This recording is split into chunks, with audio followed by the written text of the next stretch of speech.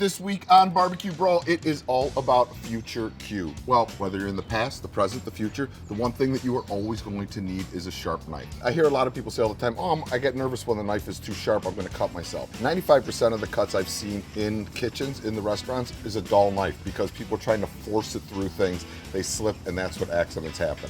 And let's be honest, you know, if you wanna cut through those buttery ribs and brisket, you need a sharp tool.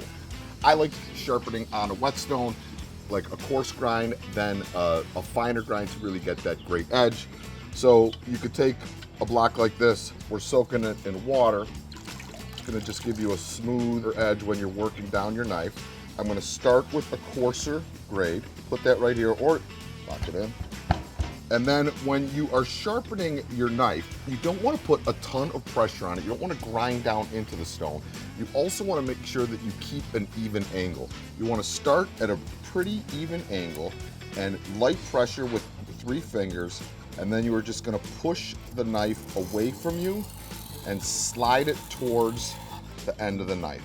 You're going to go about 10 times on each side, move it to your finer setting. Got it? And then repeat. Here's the other thing that you should know is a lot of times people have steels. A steel hones a blade, it doesn't sharpen one. So it's gonna knock off the burrs, it's gonna straighten your blade and give you the appearance that your knife is sharper. It's just maintaining the edge. To get a knife sharp, you need to do it on a stone. You certainly could send them out to a service. There are some good electric versions out there, but me, myself, I prefer a whetstone.